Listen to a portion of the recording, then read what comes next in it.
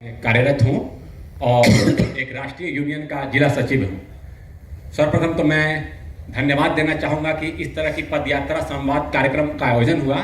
इससे लोकतंत्र मजबूत होता है। मेरा प्रश्न है सर, जैसा कि आपने कहा कि यहाँ गरीबी है, शिक्षा का अभाव है और जड़ें काफ़ी पुरानी है, 65 का आपने हवाला दिया। फिर आपने कहा कि हमें जात व्यवस्था से ऊपर उठ जानी चाहिए, लेकिन देखा गया है कि यहाँ जातिगत जनसंख्या गणना की भी बात हुई। मैं जानना चाहूँगा, क्या यह गरीबी, क्या यह शिक्षा में भेदभाव, क्या कोई आधार जाति भी है? क्या कोई कोरिलेशन इसका पॉजिटिव, नेगेटिव या न्यूट्रल कोरिलेशन कुछ भी जाति से है? अगर है तो इसका निदान कैसे होगा? नहीं है, बिल्कुल है।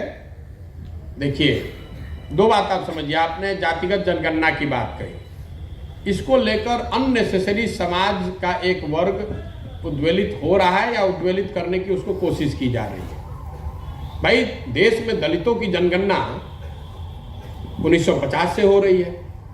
उससे क्या सब दलित की स्थिति अच्छी हो गई? जनगणना होने मात्र से आपकी स्थिति अच्छी नहीं हो सकती है। वो तो नेता आपको बता रहे हैं ताकि आप उस विवाद में उलझ जाइए कि भैया जनगणना होगी तो किसका हक मारा जाएगा, किसका बढ़ेगा। हमको आपको इससे घबराने डरने की जरूरत नहीं है। जनगणना होने दीजिए। अगर किसी की जनसंख्या ज़्यादा है तो है, उसको उसका हक मिलना चाहिए। इसमें क्या दिक्कत है?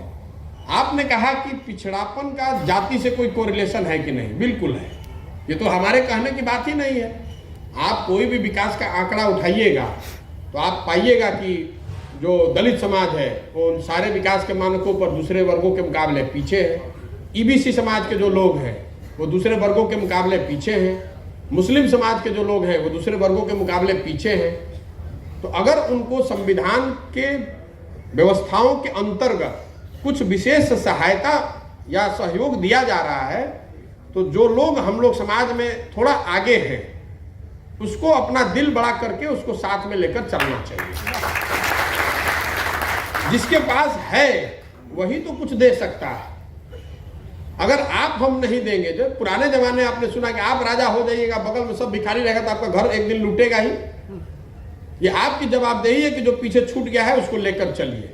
ये नेताओं का झगड़ा लगा। अगर कोई समाज वर्ग छूटा हुआ है तो उसको व्यवस्था क्यों नहीं मिलना चाहिए?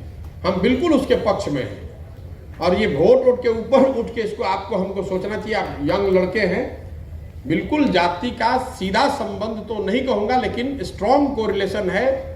जो पिछड़ी जातियां हैं, जिनके पास भूमि नहीं है, शिक्षा नहीं है और कैपिटल नहीं है। देखिए, आप तरक्की कैसे कर सकते हैं? आप शिक्षित होकर तरक्की कर सकते हैं। आप भूमि पर मेहनत करके कुछ उपजा कर अपनी तरक्की कर सकते हैं, किसानी करके। और आपके पास अगर कैपिटल है, पूंजी है, तो उद्योग धंधा करके आगे बढ़ सकते हैं। समाज के बहुत ऐसे वर्ग हैं जिनको शिक्षा नहीं है, जिनके पास जमीन है ही नहीं और उनके पास कैपिटल है नहीं, तो बेचारे कैसे आगे बढ़ेंगे? और स्कूल की जो व्यवस्था है आपने ध्वस्त कर दी। तो मान लीजिए मेरा लड़का है, उसको तो बिहार के सरकारी स्कूल में नहीं जाना पड़ रहा है, वो पढ़ रहा है अंग्रेजी स्कूल में दिल्ली में। तो जो बिहार का लड़का है या किसी गरीब घर का लड़का है, उसके मुकाबले तो मेरा लड़का ज्यादा होशियार आपको दिखेगा ही। लेकिन इसका मतलब ये नहीं है कि जो लड़का यहाँ नहीं पढ़ पाया वो जन्मजात बेवकूफ है या कम क्षमता वाला है। इस सोच से जो समाज में जो भी आगे है, जाति से आधार पर या आर्थिक आधार पर, उसको ये दिल बड़ा करके समाज में जो लोग पीछे छूट गए हैं उनको साथ लेकर चलने की बात है। आपस में लड़ने से बात नहीं बनेगी। और हम लोग की दुर्दशा देखिए, बिहार तो पूरा राज्य ही गरीब है। कुछ बहुत गरीब हैं, कुछ कम गरीब हैं। यहाँ धनी है कौन? कोई धनी नहीं है। आप राष्ट्र के स्तर से देख लीजिए, मतलब विदेश विदेश का तो दुनिया के हिसाब से छोड़ दीजिए, भारत के नजरिए से भी यहाँ किसके पास पैसा है? हमको कहता है भैया टिकट पैसे पे बिक, हम किसके पास पैसा क्या कि हमको पैसा दे देगा खरीदने का टिकट? पैसा है किसके पास यहाँ? तो अंधों में काना राजा वाली बात है। सब महागरीब है, तो जो थोड़ा बहुत भी ठीक है वो अमीर दिख रहा है आपको। हम लोग तो सब गरीब ही है। समता मूलक समाज बनाने के दो तरीके हैं। सबकी तरक्की हो, सबकी समृद्धि हो तो समता मूलक हो जाएगा, बराबरी का अधिकार हो जाएगा। लेकिन बिहार में सोशलिज्म के नाम पर, फेक सोशलिज्म के नाम पर गरीबी का बंटवारा हुआ है। हर आदमी को गरीब रखो, पूरा समाज ही गरीब रहेगा तो भी सब बराबर दिखने लगेगा। वही हाल है यहाँ बिहार का।